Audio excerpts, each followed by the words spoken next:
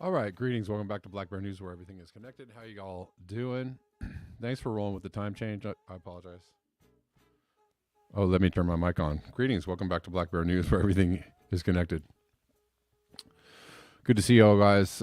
See you all. Thanks for rolling with the time change. I apologize. Um, just yeah. Sometimes things just go completely off the rails. It was one of those mornings. Um, I struggled even to even to make it at this time, but here I am, and good to see y'all. And want to mention I did get some tips after hours. I think actually Andrew Lubbers tipped me yesterday during the show, but I just didn't because we had the late phone calls. I didn't get back to buy me a coffee to even see them. So I apologize for that. But Andrew, thanks for the coffees. Got a tip from William on Cash App. Thank you, William, for a generous tip. I appreciate you. Best ways to support the channel are buymeacoffee.com/blackbearnews or Rockfin. Tips are great. Actually, I'm supposed to lose my strike today on YouTube. So I don't know. I might be able to monetize tomorrow and get super chats, although super chats.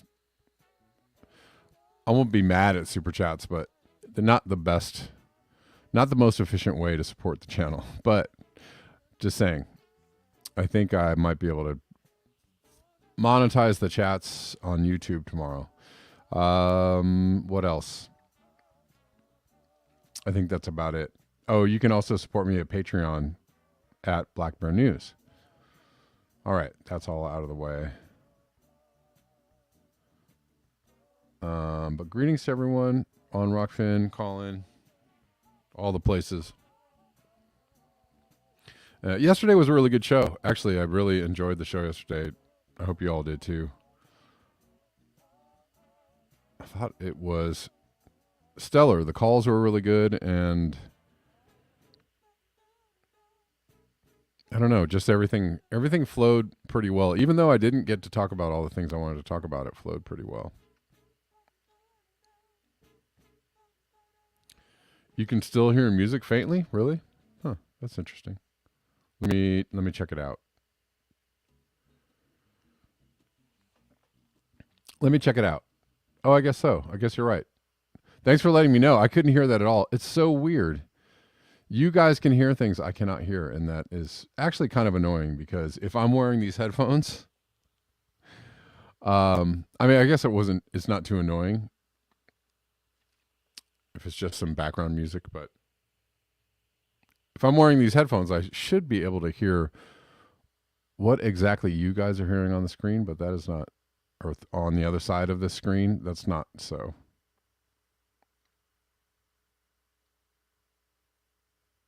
Thanks for catching that, though. That's good to know. Let me see. For one thing, let me put that back. All right, let's get into it. Man, it's already, the day is so absolutely late. I'm having a frustrating day. If you guys can't tell, it's one of those days. World's largest active volcano, Mauna Loa, has started to erupt in Hawaii for the first time since 1984. See what happens with that. Just an interesting aside. Just some news about what's happening on the planet. Yes, YouTube takes a mighty chunk of the tips, or the chips, as it were. Poppy says entertainers aren't supposed to be on time. Let the anticipation build. I think there's a happy medium. I absolutely lose my mind trying to watch Jimmy Dore's show if I catch him live. That intro is just so incredibly long that I don't care anymore after a while, but there's a happy medium, I think. 25 in the Ozarks tonight. You. That's cold. I was gonna. Oh well, actually, I was gonna say. I wonder what that's gonna do to the readings on Mauna Loa, or if it might joggle some of the readings a little bit. How pristine are the carbon readings going to be if there's a nearby volcano? Probably not too pristine. Interglacial says the volcano will put enough sulfur dioxide in the atmosphere that it will give us a couple extra years. I don't know, maybe.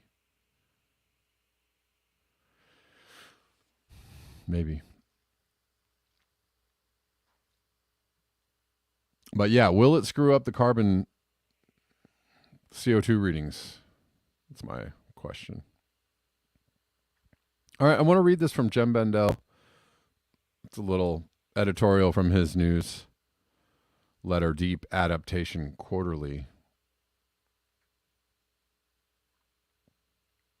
The COP27 climate conference announcement of a new fund of unknown quantity for the loss and damage occurring due to climate chaos means it might appear that politicians and bureaucrats are finally getting real about how bad the situation is. So could they be catching up with the deep adapters? Unfortunately, no fund will ever be able to recompense the loss and damage that is being suffered and will be suffered from the impacts of climate and ecological breakdown. No international currency, bank, or payment system will likely survive the extent of disruption when impacts of global heating really kick in. I am just back from my first and last climate conference, and not only last climate conference, and not only experienced it as an exercise in denial, but one that is made impenetrable by the number of people and resources maintaining it in myriad ways. Even critics of COP27 and climate policies more generally have their budgets, wages, skills, and status tied to the story of ultimate salvation from climate chaos. A consequence of this denial is not looking at the root cause of our predicament, which might also be a reason for the denial. So let's go there. In my reflections on the COP, I focused on how nearly everyone publicly avoids discussing how capitalism accelerated the disaster, ruined the response, and looks set to make things even worse from here on. Yet privately, people admit that both the cause of the problem and the lack of significant response is the power complex of professionals, institutions, resources, rules, and cultures that is produced by and reproduces capitalist systems. I believe this lack of attention to capitalism is a key issue and challenge for those of us interested in deep adaptation. That is, of reducing harm in the face of societal disruption and collapse, because the power complex is beginning to warp humanity's response in a new era of unfolding disasters. If we aspire to reduce harm, we cannot immediately turn our backs on activism on systemic issues. Instead, it is an open question. What kind of political activism makes sense when we anticipate a collapse of societies in the near term? And that's an excellent question, right? What are the things we're actually pushing for, fighting for? What is it we should be fighting for? Should we fight at all? For some of us, collapse acceptance will involve resisting. Hey, Lance, I see you. I'm going to take your call in a little while. Let me get through a couple of things. For some of us, collapse acceptance will involve resisting the power complex and its increasing harms.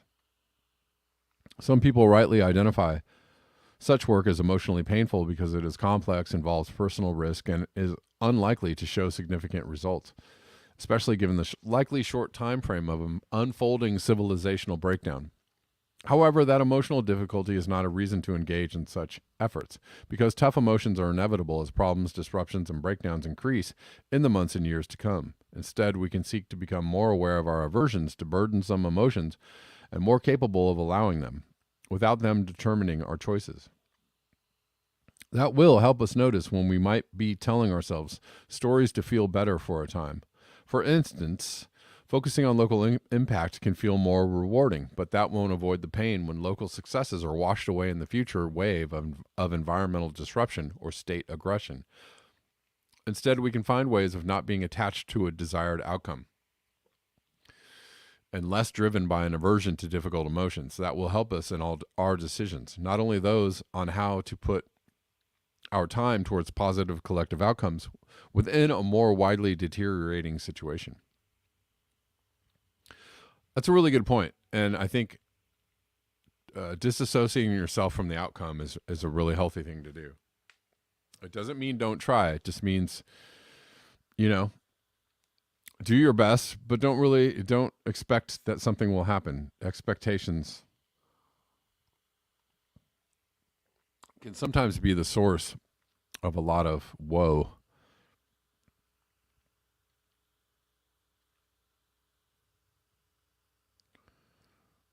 Representatives of those communities that have been suffering most from oppression and destruction, as well as recent climatic changes, are instructive on this matter of resilient activism. They continue to articulate their truth because it is right to do so, whether or not it will succeed in changing the juggernaut of global capitalist destruction.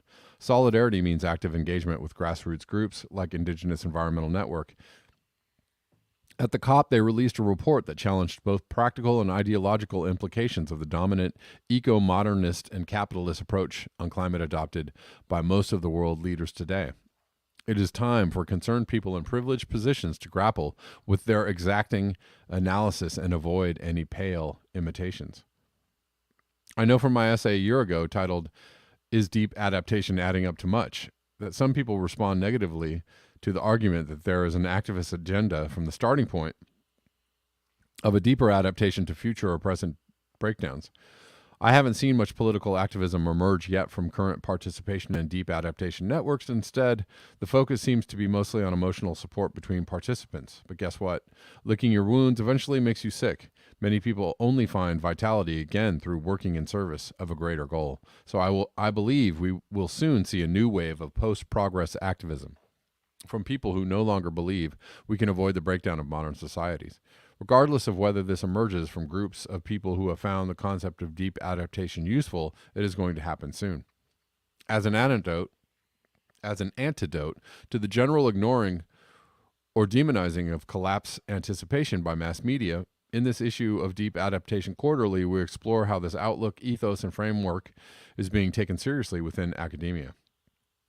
In a review commissioned for this issue of Quarterly, Dorian Cave looked at the last few years of research papers on the topic. There is a wide range of subject areas that are now citing collapse anticipation or even delving into it. According to Google Scholar, as of late October 2022, the original Deep Adaptation paper was referenced in at least 295 publications, including 138 journal articles, 50 book chapters, 44 books, and 42 research theses. This includes work in urban planning, architecture, philosophy, psychology, political science, sociology, education, arts, and literature. In July 2022, a peer-reviewed journal in the field of architecture and the built environment even dedicated an issue to the topic of deep adaptation. This research reminds us that the breakdown of modern societies touches on all aspects of life. That breadth makes a quarterly newsletter quite a challenge to put together. I'm grateful for the work of Dan V. on previous issues and continued work of Jessica Groninchik. I believe you will find the summaries and links to be of value. Please take a moment to forward this newsletter to a few people that you think might benefit from seeing how this agenda is evolving. All right, so I just wanted to read that little forward. I thought it was interesting.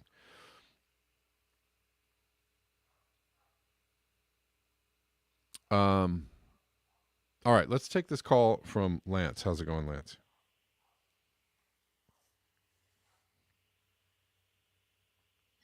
Good. How you doing? Good. What's going on? Well, so just for a tiny bit of background, I'd like to have a back and forth with you on this because I came to a real epiphany here. Now, I wind up on the left on a lot of issues. I think it's a common sense place to wind up. And I think it's disingenuous for people to say, well, where do you tend to be? But I definitely have same views that where the conservatives can be right on things, okay? Well-meaning lefties like myself. Okay. And I constantly question my opinions, and therefore they get solider and solider, not weaker. But I always question constantly. And I had to do two mea culpas this year on major issues. One, the pandemic. I was Okay. washing down my groceries. I bought seeds from Home Depot, and I was literally didn't touch it for 2 weeks. I mean, I was right there. The Sure. lockdowns and the whole bit. Now I realize that, like most things, there was well-meaning people who thought it was the right approach, but we on the left were 100% wrong, and it wasn't only, although it was partly, people that had a gut feeling. I'll get to climate change in one quick second, I promise. Sure. But No, continue. so but what happened was part of it was well-meaning people, and part of it was just like 9/11. There was people that were really in fear. Everybody was, right. When's the other shoe going to drop? Is there going to be another attack if they could do that? Blah blah blah. Never happened. But there was people before the Iraq 9/11 thing was even thought of by Al Qaeda that were saying, when can we invade Iraq? We need to invade Iraq, the new American century. The same thing happened with the pandemic. Well-meaning people, like myself and a lot of others, and people that were making decisions, politicians, etc., they had an idea that, yeah, this is really, really bad. Then it was also an agenda of people that were literally, this is literature that's out there now, about waiting for, like from the WEF and all these, is that once we get another pandemic, we can really be authoritatively and shut people down. And they knew from jump, however this thing started, that it was going to be highly contagious and they're not going to corral it, that we're going to need herd immunity. It's just the way it was. And that's why it wasn't like Ebola. It didn't kill a whole bunch of people where we had to really close down those few. It was going to spread fast but not be as deadly. They knew all this from jump. It was a plot and a plan. And I'm sorry, I'm convinced now that climate change is an equal hoax to the extent that it is completely cooked up. Really? Completely Okay. cooked up. All right. So, and you're all right. So that's interesting. How'd you get there? How'd you get there? I talked on a couple of call-ins about the subject, and I could tell that she wasn't, from a certain point of view, and that she was just, circumspect and all. And she said, "Yeah, we don't know how much of it's human caused. We know that there's some human causing of, greenhouse effects and things like that. Yeah, we know that. We have no idea how much it's really affecting things." And I said, when the Earth formed, it was lava and all that jazz. Yeah, okay, then we became planet. But since we've been a planet, relatively stable, we've had ice ages as recently as 10,000 years ago.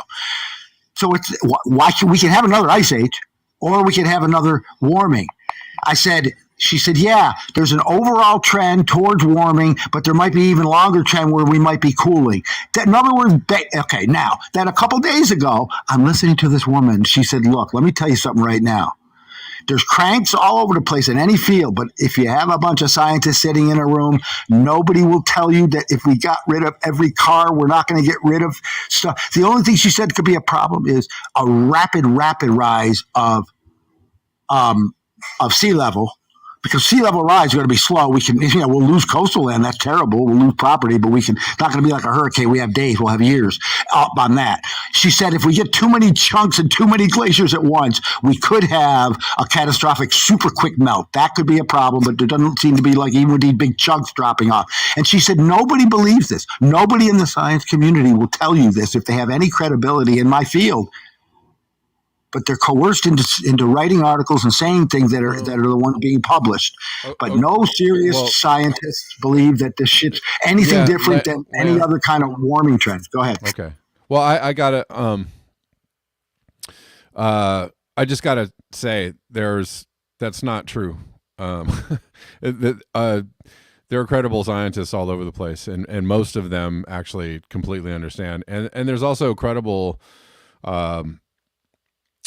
There are people that straddle the fence of, like, COVID and climate change are not the same issue. Now, can they be used for coercion equally? Sure, but they're not the same issue, as in one was hyped beyond its danger, and I'm brushing right up against the wall here on YouTube, but I can't really go too much farther on this, but one was hyped beyond its actual, the actual danger that it posed to people. And climate change is actually the opposite in that it is not only not hyped, it is actually suppressed. The danger from climate change is actually suppressed. So climate change actually is a problem that should scare the pants off of everybody. Wait a minute. They're saying that the Earth is going to be over in 12 years. That's not, and Greta Thunberg, who's like a worldwide, internationally famous person, is saying that the world's going to be extinct, and it's causing a lot of kids a lot of trauma. But the thing is that here's what this woman said. Now, again, you tell me the science, because I'm no scientist. So here's what I want to tell you what she said.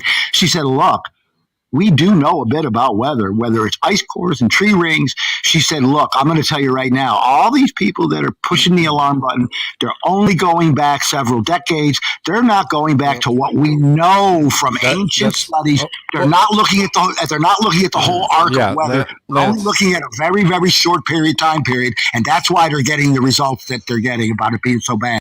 Okay. Well, Lance, I appreciate the call. I actually, I'm going to have to let you go, not because I don't, I'm not trying to, kick you out or anything. I appreciate you calling. I just don't actually have the time to debate this with you right now. So, and I cannot do it at this moment, but, please feel free to call back at any time. But, I'm going to let you go because I got to cover some other things today. But thank you, Lance, for the call. I appreciate it. I don't know. I don't know. I didn't know it was actually going to go in that direction, but I understand that people think these things, but they're it's just not based on, without getting too deep in it. It's just not based in actual like real world observation. And what plenty of people are saying right now in the chats is like, you can observe the changes with your own eyes, right? People are giving their own personal accounts of how they have seen, drastic changes in their surroundings and where they live and they, what's going on in the world and extreme weather events. And the sea rise is actually, measurable and is actually happening and is having real world effects, on many things. It's just too, I don't know. I know that this is an easy thing to believe because it releases you from culpability. It releases humans from culpability, and it turns it into something else that, but I unfortunately it's just not true. That's just not so. It's, and it's like being diagnosed with a very serious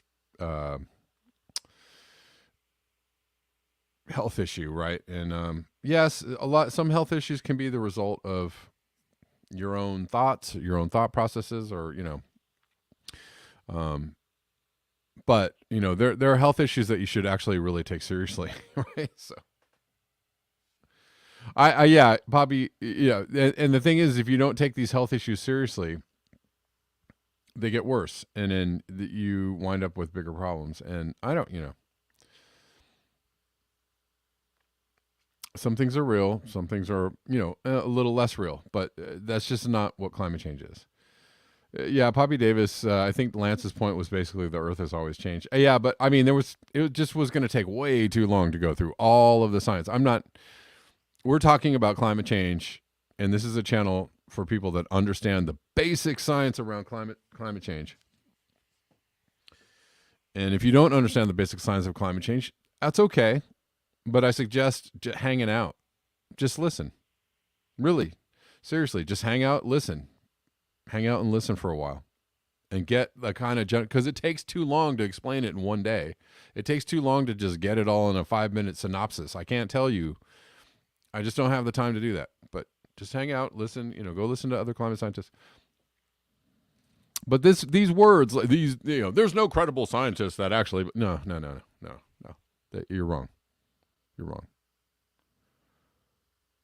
It's just not true.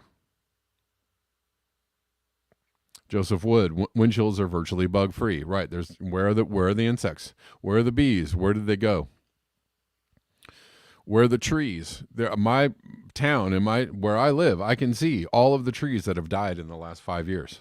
There's a lot of them, or trees that are are dying back, right? They haven't died fully, but they've lost a lot of their leaves and their branches. You can see it with your own eyes, the change in the biosphere. You know, so you got to do a lot of work to deny the actual things that are going on right in front of your face. But if you just pay attention, it's pretty obvious. Well, we had somebody call in and say he lives in Ohio or something, and that he's growing palm trees, right? That's just something that's not possible. Wasn't possible 10 years ago or 20 years ago. We live on a new planet. The planet is different. It has changed, and it is obvious. The change is obvious. All right, I can't even continue to go on.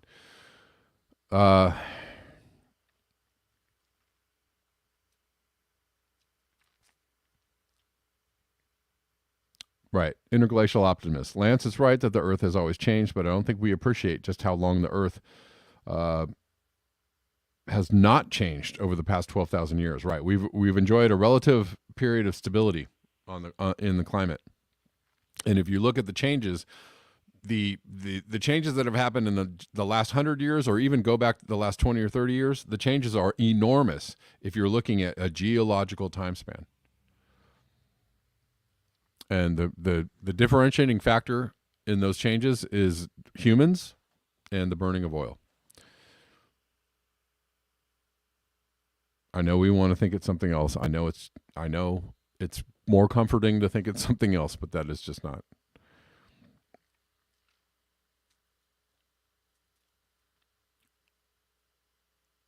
All right, let's move on. Well, Peter Nines actually puts this pretty succinctly. The last 7 years were the hottest 7 years on record. This is a really good. This points it out pretty directly. This is not natural variation. If this trend continues, huge regions will become uninhabitable for billions of people. The fallout from that is hard to imagine. Urgent action required now. Right. If the last 7 years were the hottest on record, we are not going into an ice age. That's the opposite direction from an ice age. We are not going into an ice age. That is not happening. I'm sorry, Ice Age Farmer or anybody saying stuff like that. It is not happening, okay? An ice age is not happening. The only way I could see an ice age happen is if there's some crazy, like a negative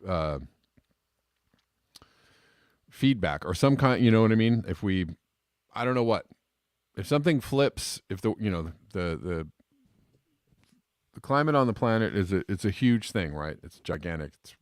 We don't know everything about it, but we know what's happening. I just don't, I don't see it, and nothing points to it, and nothing says that we're getting cooler or going to get cooler anytime soon. What is happening is we are getting warmer, and what is going to happen is we are going to get warmer in the future. Believe it or don't. Not here to convince you. I'm just here to give you some basic science around it. And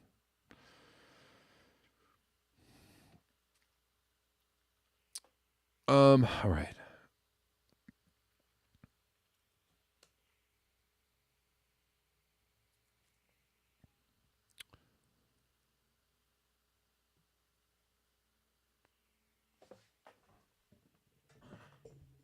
One last thing. If you're going to say no credible scientists or there are scientists that don't think, you got to give me names. I can tell you that nobody out there who thinks climate change isn't happening. For one, they're not a climate scientist. They never are climate scientists. They're always like, I'm an astrophysicist or I'm a nuclear scientist. I'm just some dude with a degree in something else who thinks that they have like an idea about what's happening when that's one clue. But none of these people are taken seriously in climate at all, ever, in climate science, like ever. And climate science is already skeptical enough of its own self, right? The climate science is skeptical to a fault. They always go, well, it looks like we're warming, but we still can't attribute specific things. They're already skeptical on their own, on their own accord, whatever.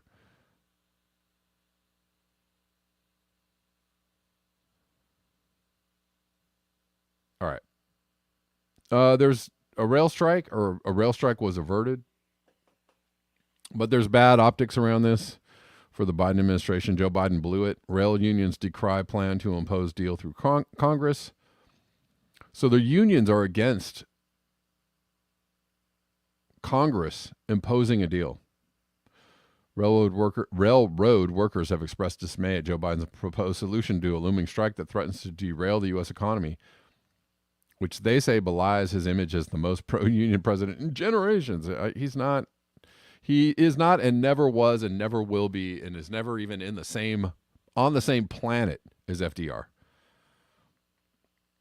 So anybody who says that or even believes that for a second, please go read a book. Before you make yourself look a little bit goofy.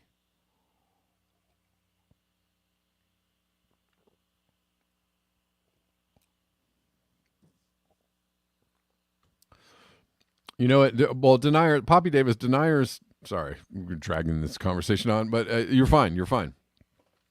Deniers don't even want to hear the science. If you actually gave deniers like a video or an article about climate change, they would go they would just like slap it away. No, like they don't want to know. They don't want to know. All right. Yes. Anyway, so this train strike could be disastrous for the economy, but the deal that they want to impose on the workers could be disastrous. It's disastrous for unions and for workers. What are you going to do? As a December 9th deadline looms for long-running labor dispute between the U.S.'s largest railway companies and their unions, Biden has called on Congress to intervene and block a strike that could cost the U.S. economy $2 billion a day by some estimates. Oh, these supply chain problems just keep on giving and going. The impending strike comes as the U.S. struggles with the cost of living crisis driven by 40-year high in inflation. Biden has said that a railroad labor action could devastate our economy. On Wednesday, Congress is expected to pass legislation that will force a settlement. Well, guess what?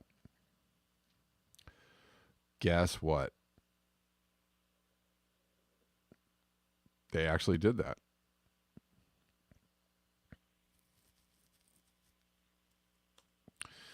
Today, House votes to avert rail strike, impose deal on unions. It's not ratified yet, but the House passed it. They moved urgently to head off looming nationwide rail strike on Wednesday, passing a bill that would bind companies and workers to a proposed settlement that was reached in September.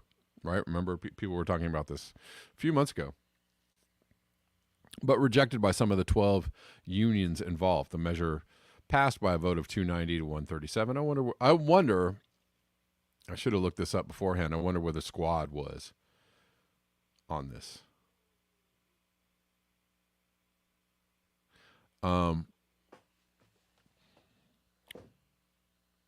Anyways, lawmakers from both parties expressed reservations about overriding the negotiations. Lawmakers, guess who some of those lawmakers, or a lot of them, were on the right. If you wonder why everything is so dysfunctional right now and why actually the Republican Party is fairly popular, is because they often take stances that are to the left of the Democrats. That's why Trump won in 2016, because he was to the left of Hillary Clinton. People want to say populist and all this other stuff, or whatever they want to say about it. Trump was to the left of Hillary Clinton on things like war, and actually supporting workers. And people saw that, and that's why they voted for him. That's that.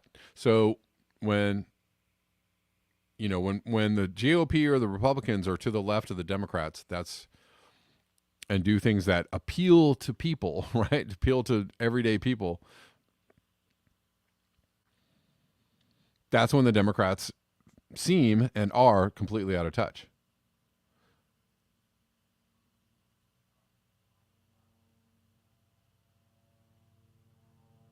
Anyways, the call for more paid sick leave was a major sticking point. The railroads say the unions have agreed in negotiations over the decades to forego paid sick time in favor of higher wages and strong short-term disability benefits.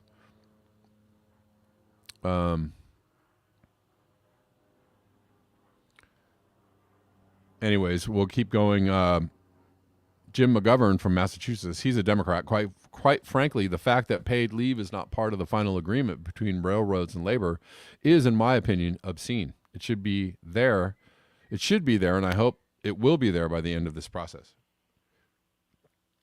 So there's a Democrat who's saying, hey, I'm unhappy with how this is going.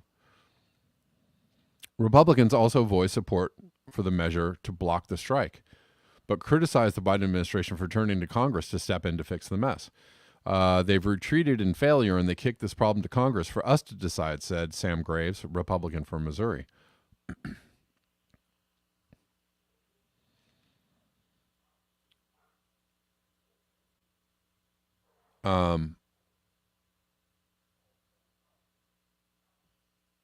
Anyway, so that's going down. We'll see if it actually gets passed, but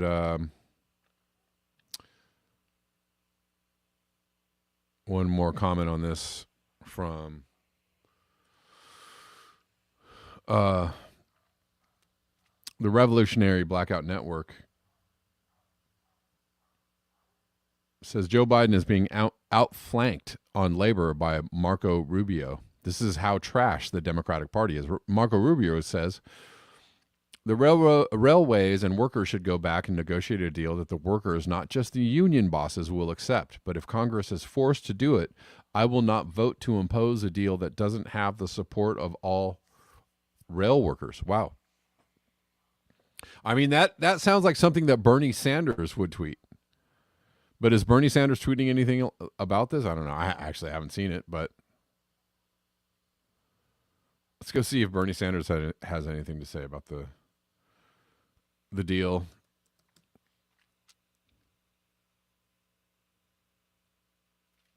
Bernie, are you out there? Well, he's in support of the workers as well. At a time of record profits in the rail industry, it's unacceptable that rail workers have zero guaranteed paid sick days. I'm live on the floor of the Senate now to demand a vote on guaranteeing 7 paid sick days for all rail workers. Corporate profits soaring while the prices they pay for the products they need continue to go up. They see CEOs of major corporations now making 400 times more than the average worker at that corporation. They have seen during this terrible pandemic, when tens of thousands of workers died because they had to go to work, they have seen the billionaire class make $2 trillion more in their wealth. All right. That's all we're going to play of Bernie Sanders, but Marco Rubio sounding a lot from Marco Rubio kind of echoing a Bernie Sanders message, right? Now, remember, they are both politicians. So saying the things is not the same as doing the things. Saying the things is the bread and butter of politicians.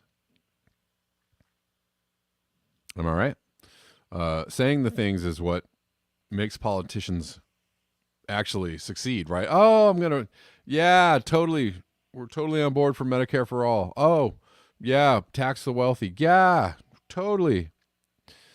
Right?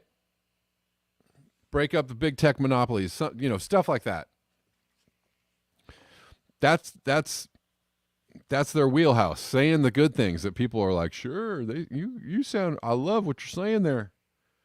You keep that up. And then they get elected and what happens? Oh yeah, well, yeah, I didn't have the support or blah, blah, blah, blah. Or I just couldn't, something, something, something. They just, never really adds up to the change that they promised. So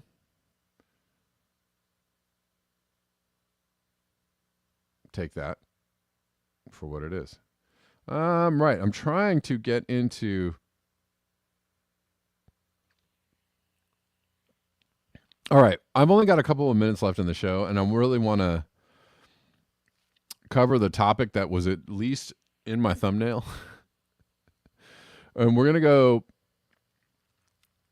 back to China and COVID. But what I'm pointing out, this is a really weird evolution of this article.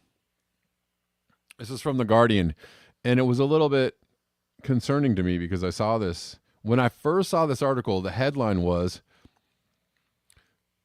China seeks to inoculate the elderly against COVID. And I was like, wait, we're seeing headlines.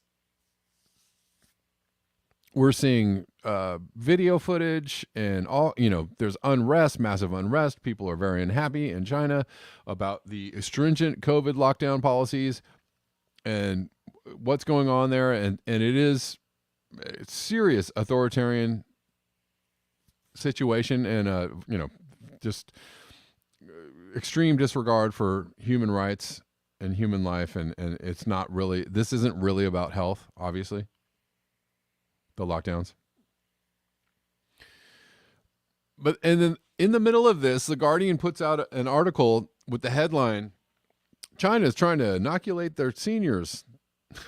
I was like, it looked like a headline from the Huffington Post in 2021, early 2021. Right? Oh, here's the problem with COVID. We just got to get these vaccines into the elderly and the vulnerable, right? And then that's the good. Okay, I think people actually, I wasn't the only one that was like, what is going on with this article? Why are you talking about this? There's all this uproar and people are very upset about what's going on, right? Which you should be, right? You should see what's going on in China and go and be aghast and like amazed and like, what are they doing over there? Who is this helping? Is this really about, you can't have a zero COVID policy because you're not going to get rid of COVID. It's just not going to happen. Right? It's endemic. But they ran a headline that was like straight out of 2021, like, well, they're really going for vaccinating the seniors. Like, kind of, yeah, like, yay, like, this is great. And then they changed the headline. So this is what was interesting to me. I saw the headline. I clicked on the article. I got the article out because I was like, wait a minute. And then I went back to the article a little later and they changed the headline. And I was like, oh, I see. I see that you probably got a little bit of a response from that headline. And then I read down through the article after I'd seen they changed the headline. I read down through it. And then the article then became about how the headline says authorities call for crackdown on hostile forces. So now they're covering it as if it is an article about the protests in China against these authoritarian measures. Further down in the article, they said, in response to, somewhere in the article, they buried the same information. Like, well, this is all very, crazy and this is all very alarming. But, China, in response to COVID, is trying to, have a drive to inoculate all the, right? They repeated the line and I was like, okay, that's still weird because you guys are still acting like on some levels, this is the policy that should be carried forward, right? Like, well, they are trying to inoculate the seniors, so maybe that'll wipe out. Anyways, then I went back to the article and I was still aghast and amazed and like, what is going on with this article? Then I went back to the article and that whole paragraph is gone. So this article started out as China, driving to inoculate the seniors against COVID. And then they're like, well, let's change the headline. And then Then they took out any reference to the original premise of the article whatsoever and changed the article completely. And that happened within 24 hours. I was like, wow. Guardian. Yeah. Journalism. Doing it. Wild. Okay. That being said, I'm going to leave YouTube now. I'm going to do the last 10 minutes of the show on Rockfin because I want to say some more things. And supposedly my strike is going away today, and I want it to continue going away. So YouTubers, thank you for hanging out with me today. I'll see y'all tomorrow. Has to be at the regular time of noon tomorrow. So I'll see y'all at 12 p.m. Pacific Standard. And until next time, peace. All right, continuing on.